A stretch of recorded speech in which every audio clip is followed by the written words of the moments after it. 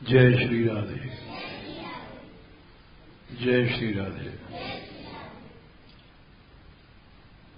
प्रसंग चल रहा है अद्वय ज्ञान तत्व। श्रीमद् भागवत में प्रथम स्कंद के दूसरे अध्याय में ही सूत जी ने बताया कि 1, 2, 11 संख्या इसीलिए बता देते हैं ढूंढना न पड़े कि वो अद्वय ज्ञान तत्व ही उपास्य है। उसके 3 रूप बताए, ब्रह्म, परमात्मा, भगवान। ये 3 रूप क्यों बताए? जब वो अद्वय है, अद्वय माने जहां 2 नहीं है, अद्वय, तो 3 नाम क्यों रखे? तो उन्होंने कहा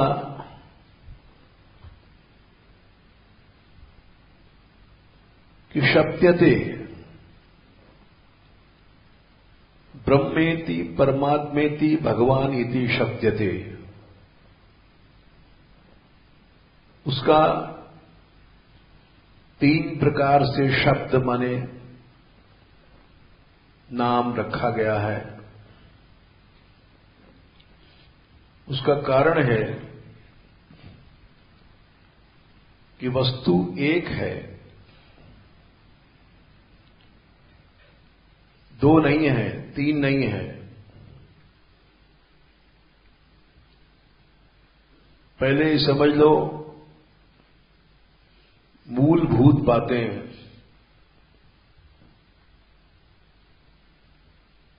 जो मूलभूत बातें हैं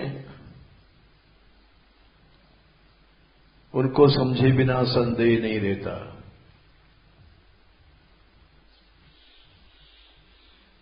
अद्वय माने होता है सजाति विजाति स्वगत भेद शून्य। ये वेदांत का शब्द है। 3 प्रकार के भेद होते हैं। सजातीय भेद, जैसे हम लोग मनुष्य जाति के हैं, एक कुत्ते गधे आदि पशु जाति के हैं, तो सजातीय भेद हो गया।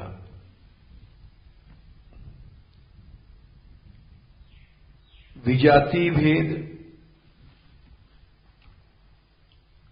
एक योनि दूसरी योनि से अलग हो गई है। मनुष्य पशु अलग हैं क्योंकि विजातीय भेद आ गया।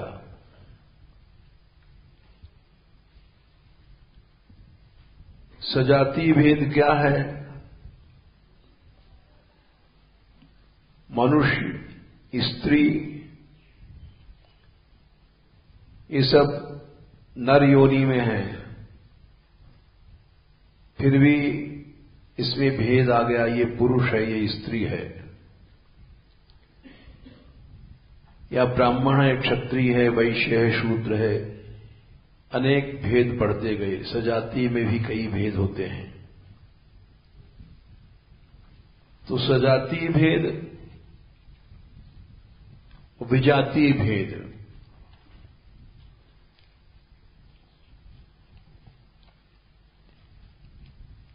इसके बाद स्वगत भेद। स्वगत भेद क्या है? जैसे हमारा मुंह, हमारे आंख, हमारे हाथ, हमारे पांव, अलग अलग अंगों के डॉक्टर होते हैं। ये स्वगत भेद है। आंख के डॉक्टर अलग, कान के अलग। इसी तरह से स्वगत भेद, एक ही वस्तु में जब भेद कई पाए जाते हैं उसको स्वगत भेद कहते हैं। तो उस ज्ञान तत्व में, अद्वय ज्ञान तत्व में न सजातीय भेद है, न विजातीय भेद है, न स्वगत भेद है।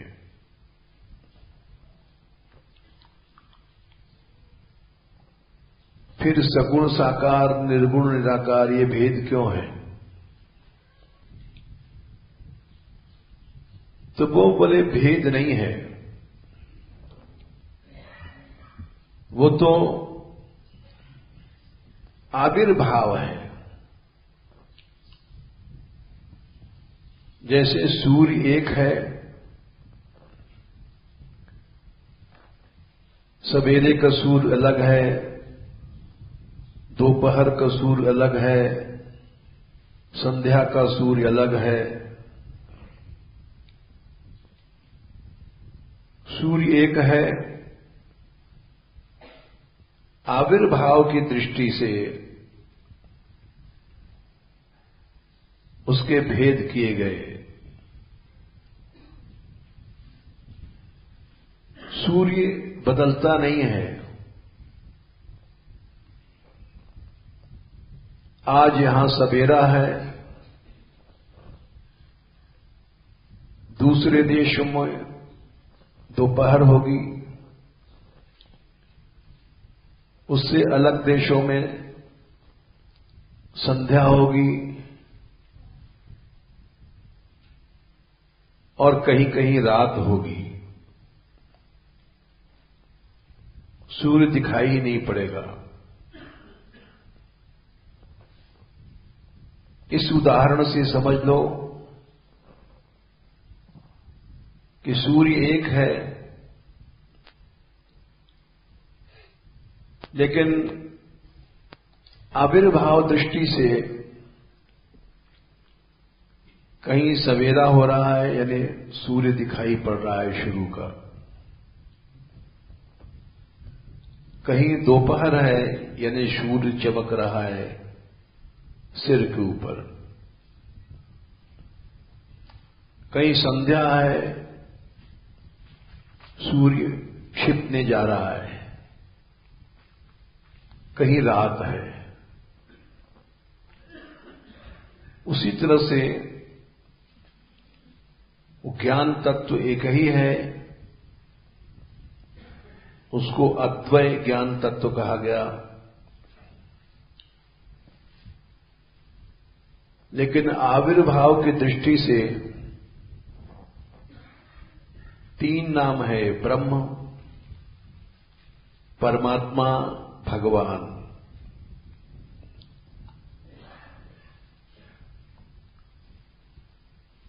ये ब्रह्म क्या है? जैसे सूर्य सवेरे का वही सूर्य रहेगा, दोपहर में भी वही रहेगा, संध्या में भी वही रहेगा, लेकिन उसके नाम अलग अलग हैं। बालस्यापि रवे पादा पतन्त्युपरि भूभृताम।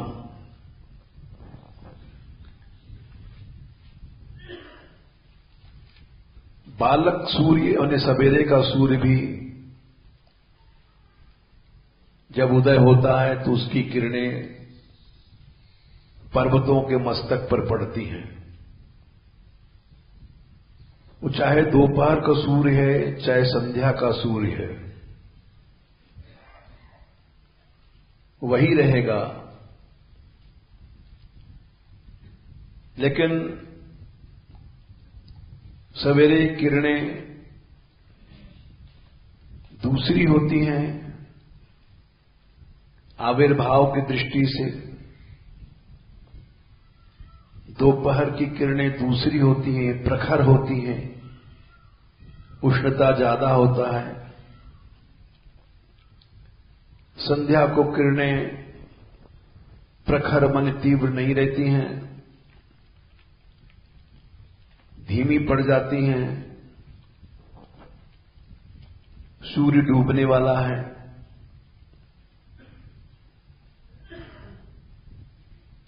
तो इसका यह मतलब नहीं है कि सूर्य भी बहुत से हो गए। जो सूर्य सवेरे था वही सूर्य दोपहर को भी है, वही सूर्य रात को भी है, वही सूर्य संध्या को भी है। रात को नहीं दिखाई पड़ता तो भी सूर्य है, दिखाई नहीं पड़ रहा है। किसी दूसरे देश में दिखाई पड़ेगा। सूर्य नहीं बदलता। उसी तरह से अद्वय ज्ञान तत्व एक है।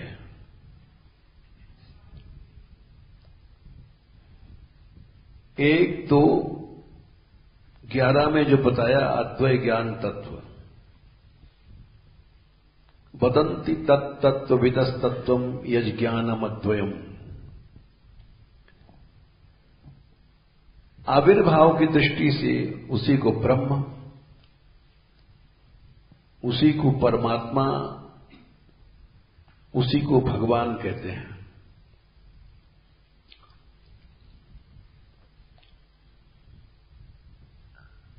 ये तीन नाम क्यों किए गए?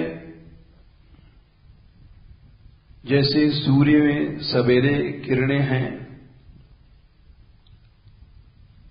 लेकिन प्रातःकालीन सूर्य होने के नाते सवेरे किरणें मृदु रहती हैं, उतनी तीव्र नहीं रहती हैं, अर्थात गर्मी कम रहती है।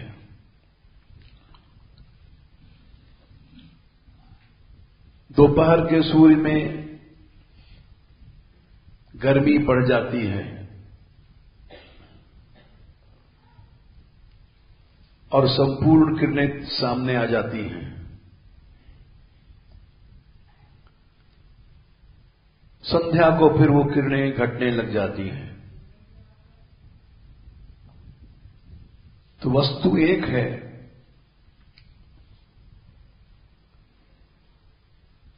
विकास की दृष्टि से प्रातःकालीन सूर्य, मध्याह्नकालीन सूर्य, अस्तकालीन सूर्य, ये विभाग किया गया, लेकिन उसकी शक्ति वही रहेगी। बालस्यापि रवेः पादा पतन्त्युपरि भूभृताम्। बालक सूर्य माने सवेरे का सूर्य है, तो भी उसकी किरणों पहाड़ों के मस्तक पर पड़ेंगी। दोपहर का है चाहे संध्या का है, उसकी किरणें पर्वतों के ऊपर पड़ेंगी, मस्तक पर।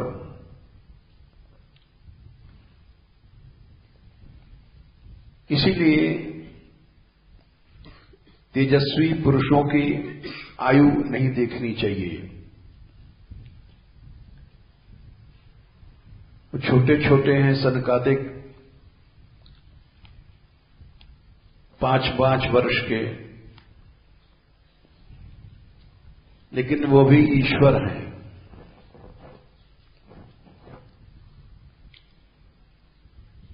उनका भी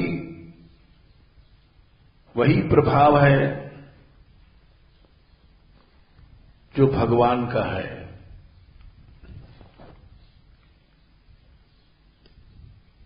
इसीलिए कहा गया बाल सूर्य,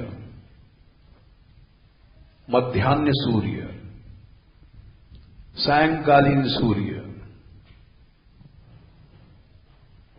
ये तीनों अलग अलग दिखाई पड़ते हैं, किंतु इनमें वही प्रभाव है, संपूर्ण प्रभाव है।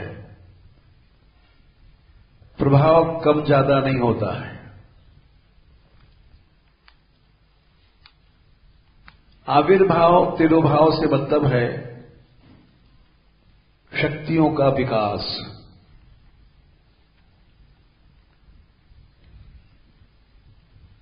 बालक सूर्य की किरणें अभी पूर्ण विकसित नहीं है सूर्य,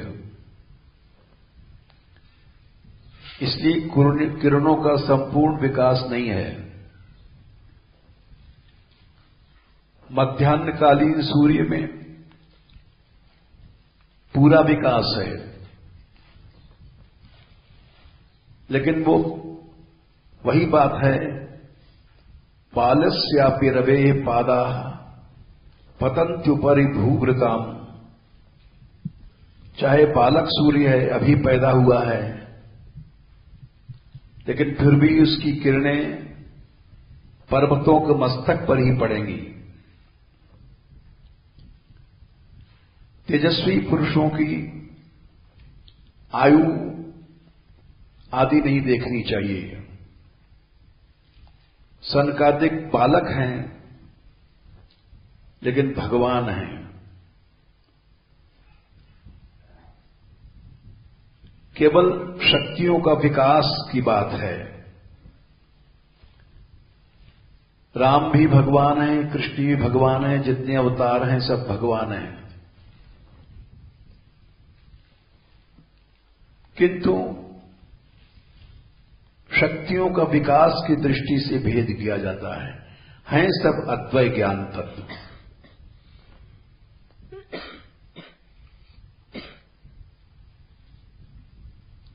सबसे कम विकास को ब्रह्म कहा गया। इसको निशक्तिक अद्वय ज्ञान तत्व कहा गया। यानी शक्तियों का विकास नहीं है इसमें।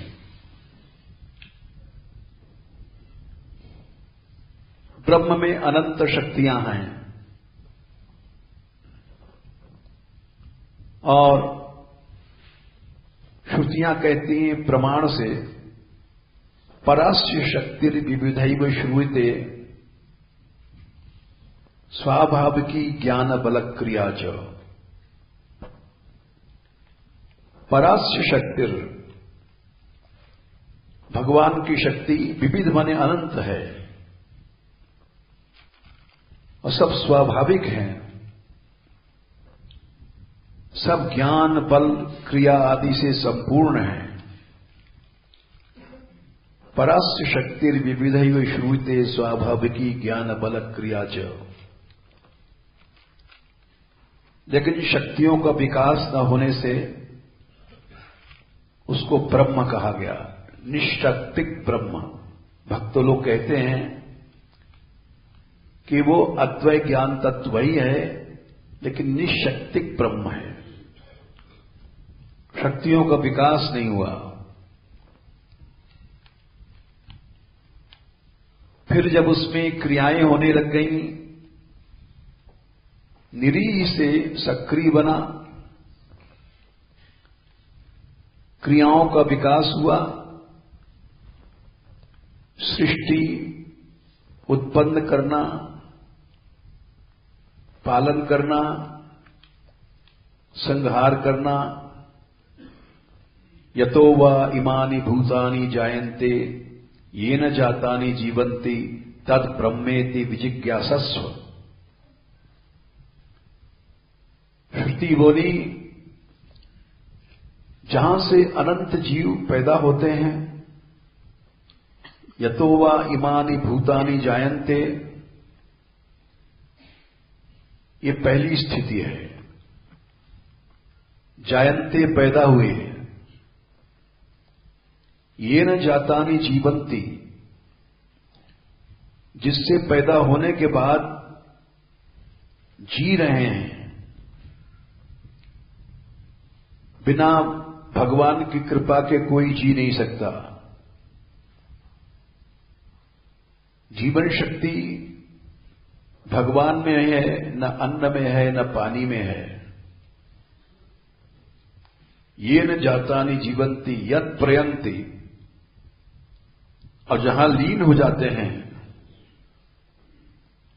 प्रलय, और संविशंति लीन होने के बाद जहां रहते हैं वही ब्रह्म है, तो उसको परमात्मा कहा गया। ब्रह्मेति परमात्मेति, ये भेद है। ब्रह्म जब था तब उसमें क्रिया नहीं थी, शक्तियों का विकास नहीं था। जब उसमें शक्तियों का विकास हुआ,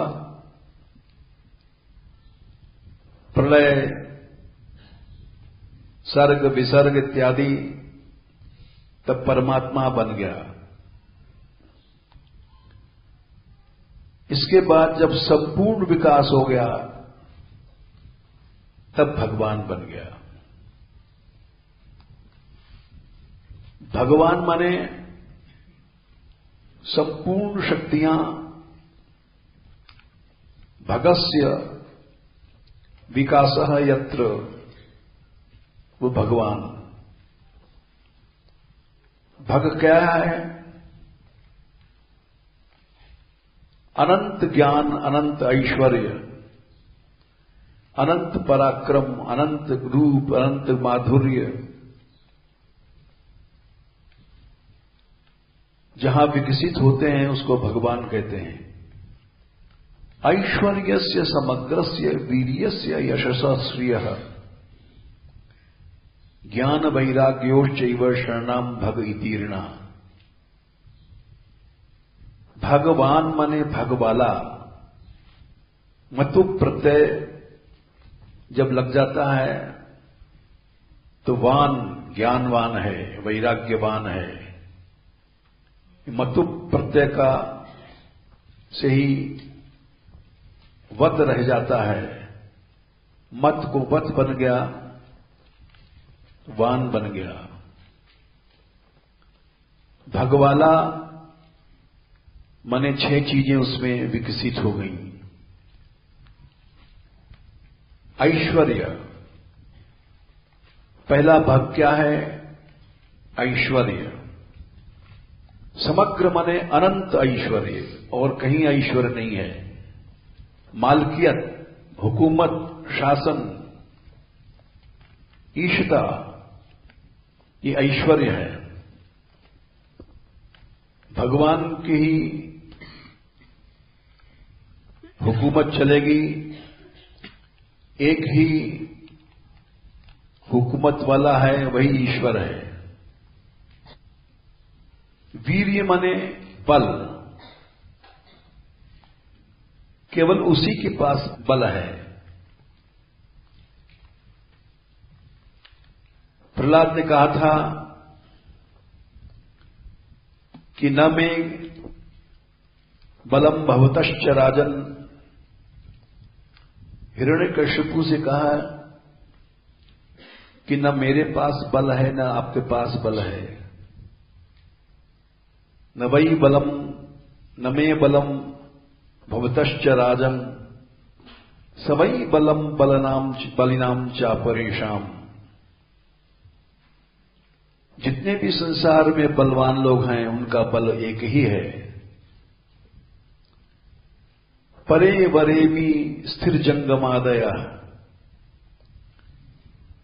स्थिर और जंगम ये उसी के अधीन है।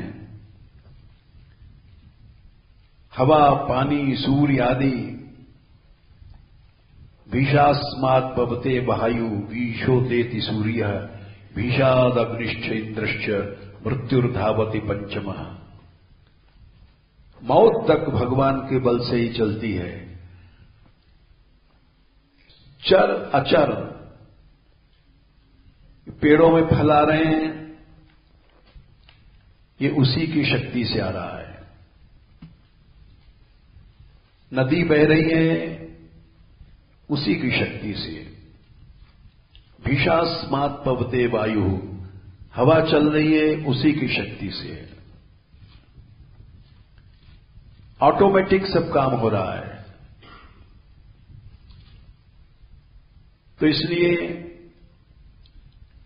अनंत अनंत ऐश्वर्य एक भग, अनंत बल वीर्य दूसरा भग, ऐश्वर्य समग्रस्य वीर्यस्य यशसः श्रियः, अनंत यश ये तीसरा बल। यश या कीर्ति या प्रभाव ये केवल उसी का है। यशसः श्रियः, श्री मने शोभा, श्री मने संपत्ति। चर अचर संपत्ति दो प्रकार की होती है, वो उसी की है। कांति, सौंदर्य, ये सब श्री के अंदर आते हैं। और जहां पर श्री है वहीं माधुर्य होता है, वहीं मधुरता होती है। जब श्री नहीं है तो मधुरता चली जाती है। इस विषय में सभी इस बात को नहीं समझ सकते हैं। एक घटना घटी थी जगन्नाथपुरी में। श्री ने शाप दे दिया था भगवान को, तो वहां दोनों कृष्ण बलराम भूखे मरने लग गए।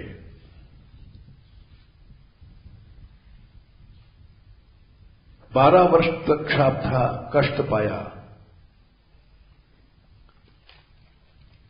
उसके बाद जब श्री प्रसन्न भई तब सब वही आनंद मंगल होने लग गया। ये पुराणांतरों में जो कथा है वो सत्य है। दूसरा उदाहरण वृंदावन है। वृंदावन में आज तक जो आनंद है, राग है, रंग है, रस है, वो अन्य धामों में नहीं है। अयोध्या साक्षात भगवत धाम है, लेकिन जो वृंदावन के गली गलियों में रास नृत्य हो रहा है वहां नहीं होता है। हम तो हो आए हैं जब बता रहे हैं। वृंदावन के हर गली में क्यों? कि वहां राम ने श्री को लीला दृष्टि से, मर्यादा स्थापन की दृष्टि से पुनः त्याग कर दिया था, लोकापवाद से। राम थे लेकिन सीता नहीं थी, इसलिए वहां वो माधुर्य आज तक नहीं है।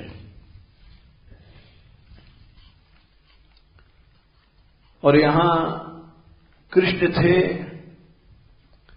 कृष्ण चले गए मथुरा द्वारका, राधा रानी नहीं गई, इसलिए आज भी यहां माधुर्य है, रस है। जहां श्री रहती है वहीं सौंदर्य, माधुर्य, रस आदि प्राप्त रहता है।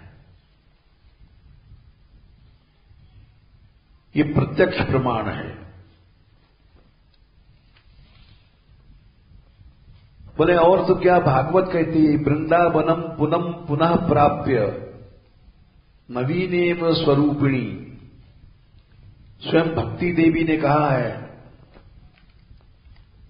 सारे संसार में मैं घूम आई, बुढ़ी हो गई थी, लेकिन वृंदावन को प्राप्त करके नौजवान सुंदरी बन गई। वृंदावनम पुनः प्राप्य नवीनेव स्वरूपिणी जाता हम सम्यक प्रेष्ठ रूपा तु सांप्रतम। सौंदर्य, रूप, यौवन सब मुझे प्राप्त हो गया। ये पुराण का प्रमाण है, भागवत महात्म्य का। मैं फिर से जवान हुई, पुष्ट हुई। ये आज भी ये धाम है। इस धाम में प्रभाव है जो संसार के किसी धाम में नहीं है।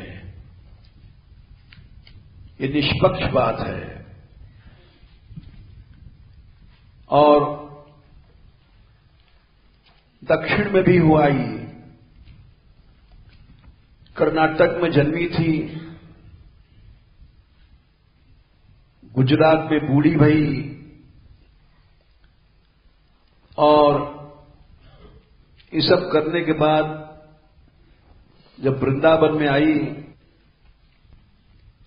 यहां तक कि हरिक्षेत्र, कुरुक्षेत्र, श्रीरंग, सेतुबंध आदि तीर्थों में कहीं भी मुझे ऐसा नहीं अनुभव हुआ जैसा कि यहां वृंदावन से संयोगात पुनस्तम तरुणी नवा। उसी बात को नारद जी ने कहा है, हे भक्ति, तुम तो जो कह रही हो वो मैं देख रहा हूं। 1, 2, 50 में भक्ति ने कहा है, वृंदावनम पुनः प्राप्य नवीनेव स्वरूपिणी जाता हम युवती सम्यक प्रेष्ठ रूपा तु सांप्रतम। फिर नारद जी ने स्वयं कहा है, 1:1:61, 1:1:50 में भक्ति बोली है और 1:1:61 में नारद जी ने कहा है कि भक्ति तुम यहां आकर के वृंदावन में फिर से जवान बन गई हो। ये प्रत्यक्ष इस धाम का, जिसको हम लोग प्राकृत दिखाई पड़ता है, प्रकट जगत में जगमगए वृंदा विपिन अनूप, नैन अछत दिखे नहीं यह माया को रूप। ये हमारी आंखों पर माया है, इसलिए ये प्राकृत जैसा दिखाई पड़ता है, लेकिन इसका प्रभाव चिन्मय है। दिखाई पड़ता है हमको प्राकृत, क्योंकि हम अधिकारी नहीं हैं, किंतु इसका प्रभाव चिन्मय है। जब भक्ति ने कहा तो उसी बात को नारद जी ने पुष्ट किया 1:1:61 में, वृंदावन संयोगात पुनस्त्वम तरुणी नवा। भक्ति तू तो जवान हो गई है। तरुणी माने नवा, एकदम जैसे कोई जवान स्त्री होती है, नई नवयुवती। धन्यम वृंदावनम तेन भक्तिर नृत्यति यत्र च। धन्य है वृंदावन धाम। और इसीलिए इस धाम में हम समझ नहीं पाते हैं, क्योंकि प्राकृत दृष्टि है, प्राकृत बुद्धि है हमारी।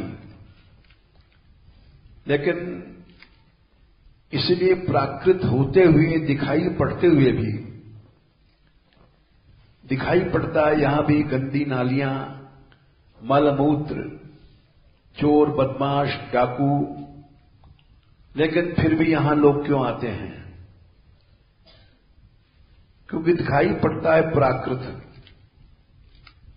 लेकिन इसका प्रभाव चिन्मय है। इसलिए ये प्रमाण है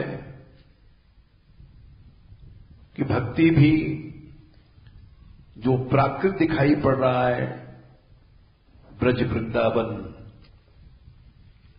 इसमें आकर के वो अपनी चिन्मयता को प्राप्त करती है।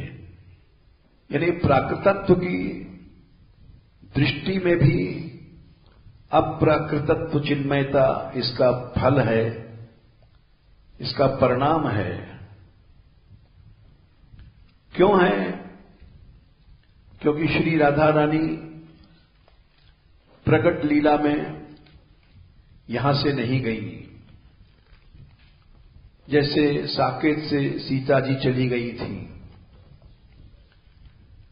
राम की इच्छा से, तो वो प्रभाव यहां भी दिखाई पड़ रहा है। नारद जी ने भी कहा कि अहम तु पृथ्वी या तो 1:1:28 से बोलना शुरू किया है। पुष्कर, प्रयाग, काशी, गोदावरी,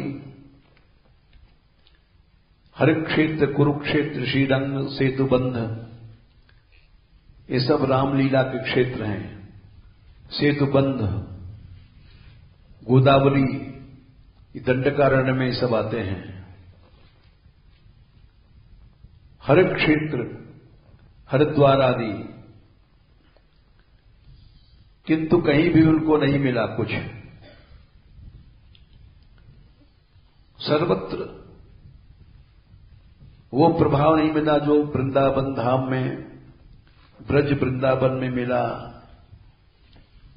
वहां पहुंचते ही बूढ़ी सी जवान हो गई। ये इसलिए हुई है कि श्री का हम वर्णन कर रहे थे। ऐश्वर्यस्य समग्रस्य वीर्यस्य यशसः श्रियः। अनंत ऐश्वर्य माने हुकूमत, शासन, ईशता, अनंत वीर्य, शक्ति। वीरस्य भावः वीर्यः, वीर्यम, यानी शक्तिशाली के पास प्रभाव होता है। ऐश्वर्य समग्रस्य वीर्यस्य यशसः श्रियः, उसका यश होता है, ये प्रभाव में यश आता है। उसमें अनंत श्री माने संपत्ति, सौंदर्य, माधुर्य आदि गुणों के समुच्चय का नाम है शक्ति। श्री, जहां श्री है, कल हमने कहा था सब सुख संपत्ति बिन ही बुलाए, शीलवान पे जाएं लुभावे। अनंत सुख संपत्ति शीलवान पुरुष पर अपने आप बिना बुलाए आ जाएगी। उसको पैसे के लिए प्रयत्न नहीं करना पड़ेगा। जैसे हम लोग पैसा मांगते फिरते हैं, चंदा करते हैं, शीलवान पुरुष को नहीं करना पड़ेगा। बिना बुलाए सुख संपत्तियां आती हैं। यहां तक कि भगवान ने स्वयं कहा सनकादिक से कि जिन आप लोगों की सेवा से, यद सेवया 3 स्कंद 16वां अध्याय, यद सेवया चरण पद्म पवित्र रेणु सद्य क्षता खिलमलम प्रतिलब्धशीलम। भगवान बोले, मुझ में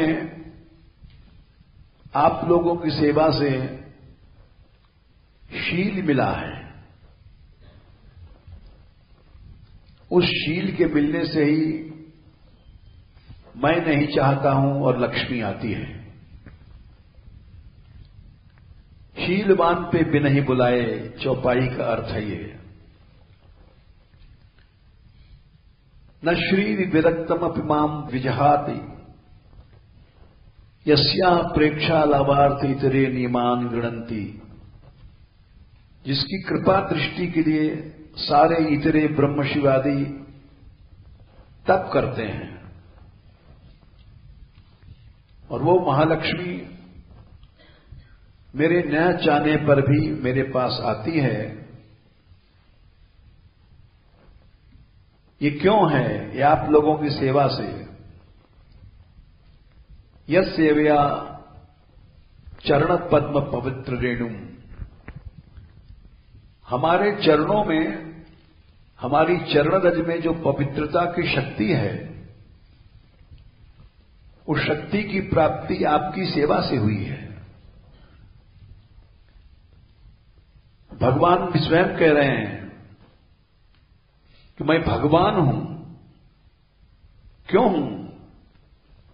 क्योंकि मैं आप जैसे संतों की सेवा करता हूं। मैं इतना मीठा हूं, इतना सुंदर हूं कि लक्ष्मी सबको छोड़ करके मेरे पास आती है। क्यों? ये सुंदरता, ये मिठास आप लोगों की सेवा से मिली है। इसलिए न श्री विरक्तम अपमाम विजहाति, मुझे कभी नहीं छोड़ती है। मैं विरक्त हूं, चाहता नहीं हूं। एक रास्ता बताया है भगवान ने हम लोगों को कि ये रास्ता ऐसा है। क्यों दौड़ते हो पैसे के लिए? क्यों दौड़ते हो प्रभाव के लिए? भगवत भक्तों की सेवा करो, अपने आप सब चीजें आ जाएंगी। तो हम ये बात कह रहे थे, जब संपूर्ण शक्तियों का विकास हुआ तो भगवान बन गया, यानी उसका अनुभव हुआ जीव को, बन नहीं गया। हमको अनुभव में आया कि भगवान अनंत माधुर्य, अनंत रूप, अनंत शक्ति, अनंत ज्ञान, अनंत, जहां अनंत रूप में सब चीजें हैं, अनंत ज्ञान है, जहां इतना ज्ञान है कि उनका आश्रय करने वालों का अपने आप ज्ञान वैराग उत्पन्न हो जाता है। सभी में शुरू में यही बात कही कि अगर मनुष्य कोई भक्ति करता है तो जन्यत्याशु वैराग्यम ज्ञानम च यद हि भक्ति योग। भक्ति योग जब आचरित होता है 1, 2, 7, वासुदेवे भगवते भक्ति योग प्रयोजित जन्यत्याशु वैराग्यम ज्ञानम च यद हेतुकम। पढ़ने की जरूरत नहीं है, अपने आप ज्ञान, अपने आप वैराग्य से होता जाएगा। हम लोग वैराग करते हैं, साधन वैराग्य बहुत कठिन है। पर वैराग्य, अपर वैराग्य, अपर वैराग्य 4 प्रकार का होता है। पहुंचते पहुंचते एक इंद्रिय वशीकार पर बहुत समय लग जाता है। जब अपर वैराग के बाद पर वैराग आएगा, सिद्ध वैराग्य, वो सब बहुत कठिन है, लेकिन कुछ नहीं, भक्ति योग करो, अपने आप ज्ञान हो जाएगा, अपने आप वैराग्य हो जाएगा। कबीर ने मस कागज कलम छुआ नहीं लिखा है, कागज कलम कभी छुआ नहीं, और उनको सब ज्ञान हो गया भगवान की भक्ति के प्रभाव से। उन्होंने अपने दोहों में इस बात को व्यक्त किया है। इसी तरह से गोसाई जी ने दोहावलियों में लिखा है, अनेक अनुभव उन्होंने लिखे हैं, और 4 वेद 6 शास्त्र ये सब पढ़ने के बाद भी उसमें भक्ति नहीं, तो वह पक्षी चंडूल, ऐसा दोहा आता है। चांडाल पक्षी है, कौवा बनने का श्राप दिया था लोमश ने काकभुषुंडी को, जो चांडाल पक्षी होता है, लेकिन भक्ति के प्रभाव से वो गरुड़ के गुरु बन गए। इसलिए वासुदेवे भगवती भक्ति योग प्रयोजितः जन्यत्याश वैराग्यम ज्ञानम च यदहितुकम। जितने भी सूर आदि हैं, तुलसी आदि हैं, ये बिना पढ़े इनके मुंह से जो वाणी निकली है, ऐसा कहते हैं कि तुलसीदास जी काशी में पढ़े थे। काशी में तो आज भी बहुत से लोग पढ़ रहे हैं, सदा से पढ़ते आए हैं। पढ़ने से नहीं होता है, भक्ति के कारण नाना पुराण निगमागम सम्मतम रामायण को जो कहा है। नाना पुराण, 18 पुराण कौन पढ़ेगा? वेद की हजारों शाखाओं कौन पढ़ेगा? बोले सबसे संबंध है हमारा रामायण है। ऐसे ही सूरदास जी ने जो लिखा है, ऐसे कबीर ने लिखा है, पोथी पढ़ पढ़ जगमरा पंडित भया न कोय, एक अक्षर प्रेम को पढ़े सो पंडित होए। बोले पढ़ पढ़ के मर गए, कुछ कुछ वो नहीं हुआ। भगवान के प्रेम की पढ़ाई पढ़ लो। यस्मिन् ज्ञाते सर्वमिदं ज्ञातम भवति, उपनिषद भी कह रहा है, वेद भी यही कह रहे हैं। इसलिए भक्तों को चरित्र चल रहा है। क्यों चल रहा है? इसलिए चल रहा है कि हम लोग भक्तों की महिमा जाने। आज यही एक दुख की बात है कि भक्तों में आपस में महिमा ज्ञान न होने से राग द्वेष है। सांप्रदायिक द्वेष भी इसीलिए है कि हम लोगों में भाव नहीं है। जहां भाव होता है वहां द्वेष नहीं होता। भगवान ने कहा अद्वेष्टा सर्वभूतानाम, भक्त का पहला लक्षण अद्वेष बताया। और आजकल हर गुरु पहले पहले द्वेष सिखाता है कि तुम लाल कपड़ा हो, सफेद वाले के पास नहीं जाना, सफेद वाले हो लाल के पास मत जाना, उसको वो अमुक संप्रदाय है, अमुक संप्रदाय है। अद्वेष्टा शिक्षा नहीं है। जहां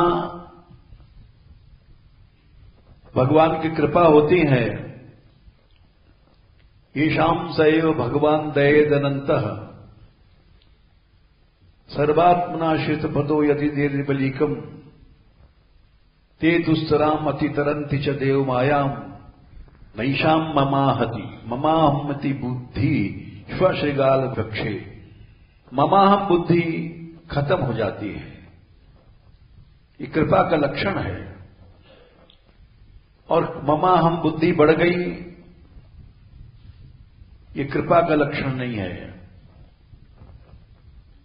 कृपा का लक्षण है सर्वाणि मध्यश्रणतया भवद्भि चराणि भूतानि सुता ध्रुवाणि संभावितव्यानि पदे पदे वे विविक्त दृग्भिस्तुहार हरणम में। अरे मनुष्य नहीं, चर अचर सब में भगवत बुद्धि हो जाए। एक नाथ ने गधे को जल पिलाया और भगवान ने कहा हमारी प्यास बुझ गई। क्यों? सर्वाणि मध्यशिता भवद्भि। ऋषभ भगवान ने कहा है,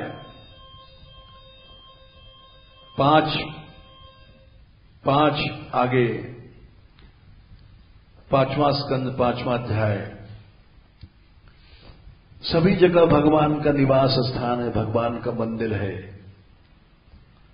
मध्यश्रणतया भगवान का मंदिर है, गधा भी भगवान का मंदिर है। एक नाथ ने कहा तुम लोग जाओ शिव पर चढ़ाओ,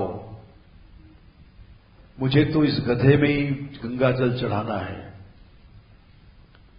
और उसको हम जैसे मूर्खों ने नहीं माना, लेकिन भगवान ने मान लिया,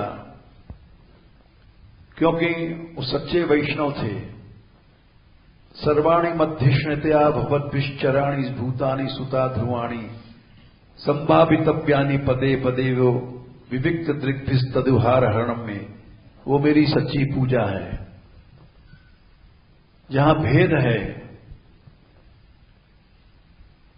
वहां सच्ची वैष्णवता नहीं है। इसलिए भक्तों का चरित्र चल रहा है और उसमें मीरा का चल रहा है, चलेगा भी। जय श्री राधे।